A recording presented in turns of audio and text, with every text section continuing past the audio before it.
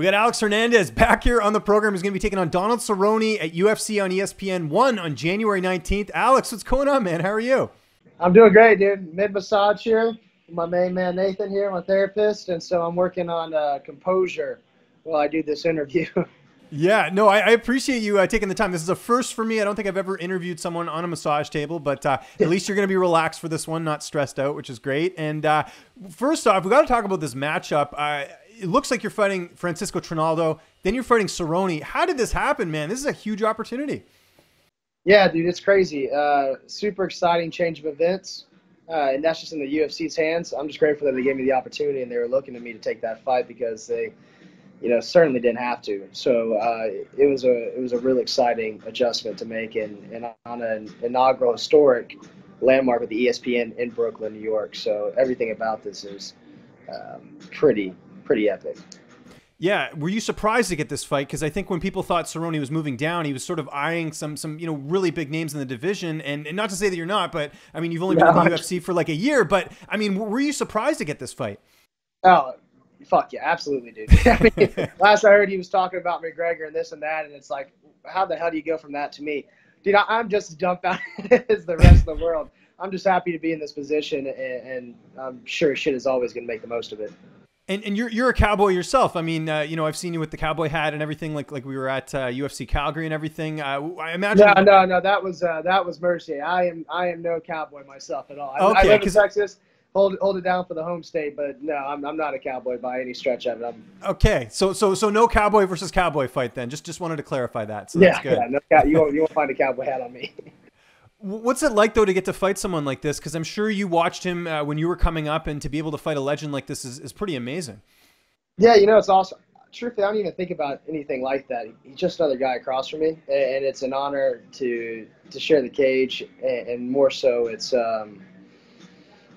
just an incredible catapult into through my career into, stardom aside, just into the top upper ranks, and to an echelon of notoriety and respect from the general public, from the UFC, from my peers, and just from myself. And so I'm excited about it on a number of levels. But in the sense of, taking on Cowboy because of the name Cowboy, I'm not fazed by it. And I'm doing a good job reminding myself, all this media shit, this hype, everything, that's separate from the fight. The fight itself, I couldn't be more certain of the outcome. I couldn't be more certain of how that's going to play out. And so it's just separating, trying to enjoy the media and not get overwhelmed by all the extra cameras in your face, things like that.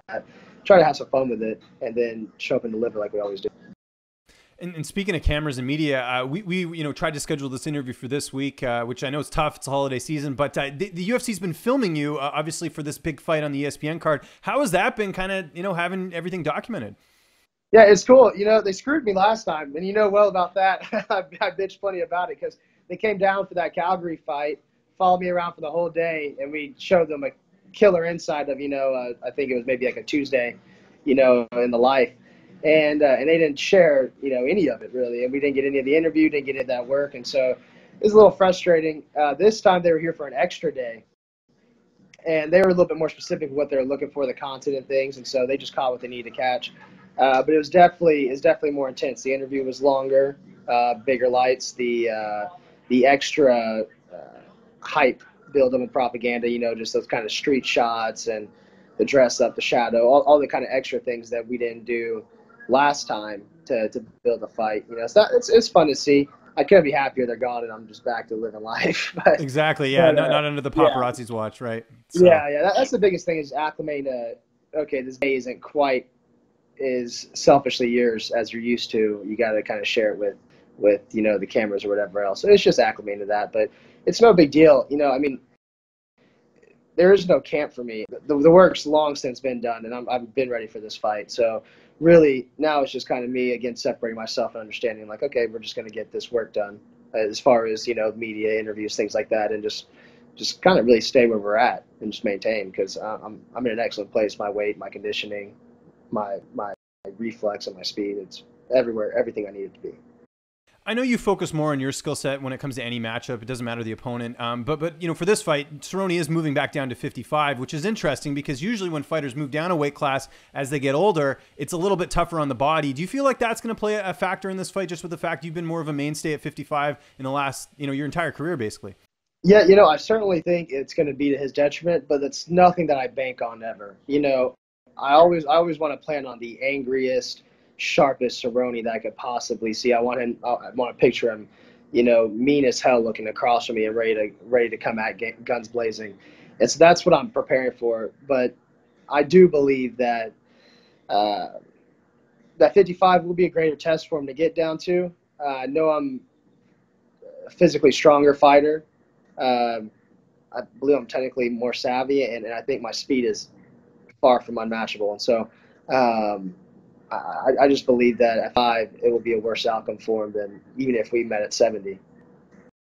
Anything different for this training camp, or is it just, same guys, same coaches, everything like that? Because I know in the past you have done a little bit of cross training. Yeah, same things as always. We bring in some.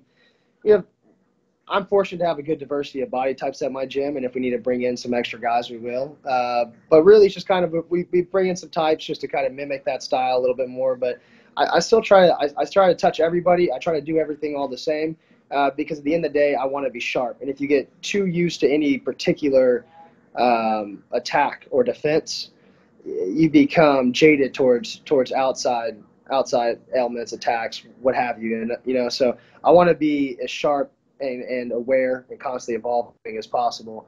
And in order to do that, I just need to keep my evolution, keep my game growing, and just keep working with everybody as I do. Again, I get these Cerrone type bodies that come in and I work on them, but I want a guy that looks like Trinaldo to come in here and swing on me also, just so that I know that I'm sharp and savvy, and no matter who shows up that night, I'll be ready for it. This fight's after the holiday season. We got Christmas next week. How do you navigate through the holiday season when you have a fight coming up? Do you have to, because there's going to be a lot of good food. I know you're in shape a lot, but how, do you get to enjoy any Christmas at all? Yeah, I navigate poorly. I was just talking to my massage therapist about I haven't bought a single damn present for anybody, and I forgot it was Christmas. I haven't felt the holiday change. Might as well be the middle of July for me. I'm still jumping in these rivers. I'm still swimming. I'm still outside, doing my work and inside talking to anybody, getting my work in. So I kind of completely forgot about the holidays, but I'm letting everybody promise to feed them well, once this is all said and done. And I am trying to do little things to take care of the family by Christmas. I just need to hurry up and get my ass on Amazon.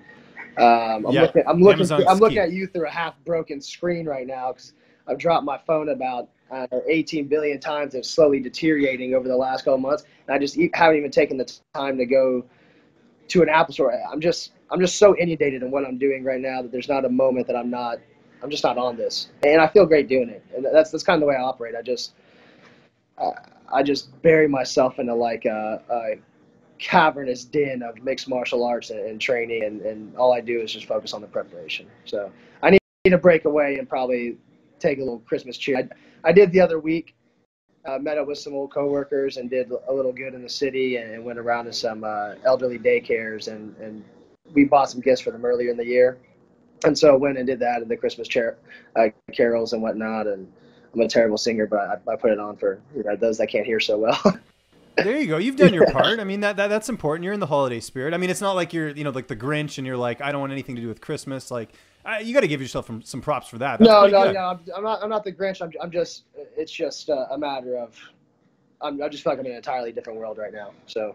No, of course. Big fight like this for sure. How do you see this fight playing out on the 19th?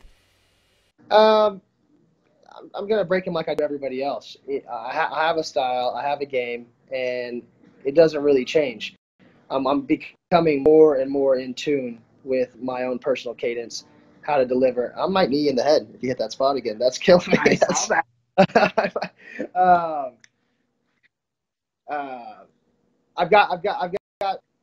Again, it's always about looking inward so I can deliver more outward. And for me, I always see myself breaking my opponents and knocking them unconscious. And now, especially after that Mercier fight, a lot of awareness was brought to the table, a lot of humility as well. And so, approaching this fight, I intend to finish Cerrone.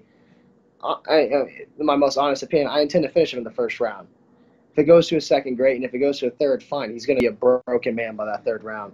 But preparing for the longest war of my life, but with the mindset that I can put them away quickly. And I know wholeheartedly I can. Where do you feel like a win over Cerrone puts you? Because again, you're ranked so high. I mean, we got to start talking about you in the title picture pretty soon if you keep racking up wins like this. Yeah, that's gonna put me on everybody's place mantle. Is where that's gonna put me. I'm gonna be in everybody's mouth. They're gonna know who the fuck I am and stop doubting me so much. So I'm just excited about taking victory, and whoever's next after that's next. I'm not concerned. I don't have anybody in mind. It's just the crescendo to the top. That's it. It doesn't matter who it is. We got Christmas next week. Favorite Christmas movie, and I will accept Die Hard as an answer. Yeah, that's a default that everybody drops on. I mean, honestly, dude, if it's not Die Hard, I don't know what else we kind of put. What is with the Red Rocket? Yeah, I'm trying to remember that one. Yeah, I know what you're talking about. Kid, and I mean, between that movie and Die Hard, you pretty much watch annually, and I can't think of another one honestly off the top of my head. That team probably was that Christmas Story? I think it was Christmas Story. In it. Yeah. Christmas Story. Okay. Yeah. Well, Alex, appreciate the time, man. I know you're a busy guy. Thanks for doing this on a massage table. It's always the first time for some interviews. I appreciate it. Everyone's got to check out this fight. It's UFC on ESPN+1 Plus, or ESPN+1 on January 19th. Just remind people where they can find you on social media, and if you got any sponsors or shout-outs, the floor is yours. Yeah, please check us out at Ohana Academy, Northeast, Trying Strength and Condition, Iridium Sports, and, of course, the great 155.